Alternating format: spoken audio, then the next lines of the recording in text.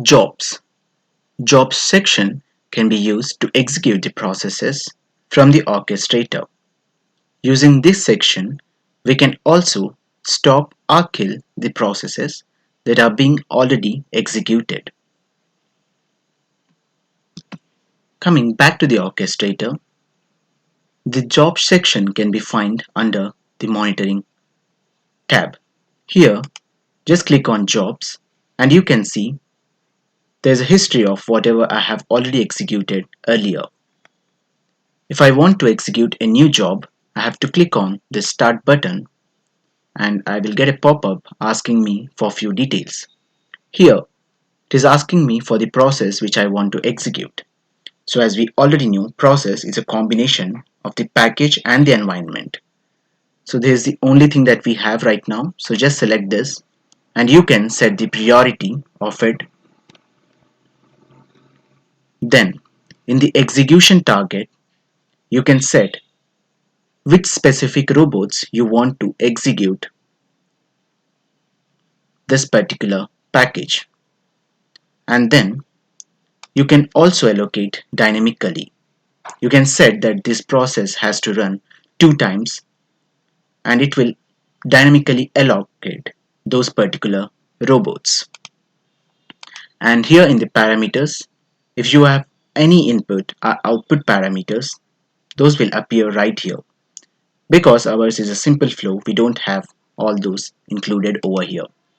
Coming back to the execution target, because we are trying to go with some specific robots, select this and select the robot that you want to execute the process. Just click on that and click on Start. So it is in pending right now, and if I just click on refresh, it is running. So if I click on OK, it's successful. So you can just move on to the view logs and see what are the different steps that have been performed. As you can see, the bot has started and it should update the bot has ended. If I go back, here it is. And in case if I have executed the process, I'm just clicking the same options and see this time I have executed the process but I just want to stop it. In that case, what I can do is I can select the bot to soft close it. I can click on stop. In this case, it will log out from all the applications and the process will be terminated. But if it's an urgent situation, I no longer want to allow it to further.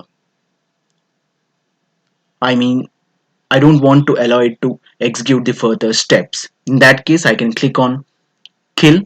It will just kill all the processes or all the applications that are already opened and it will terminate the process. Let's try to do that. So right now I'm here and I'm clicking on yes. Okay, so if I just go over here, see it stopped before even I click on the OK button. It is no more available to us. So these are the ways to trigger a robot. But what in case you don't have the orchestrator access? You can directly go to this particular UiPath robot tray and here itself you can find the process that has been deployed and you can click on the play button. So it will just add that particular thing over here and here are the running processes that are available. You can stop it, you can pause it.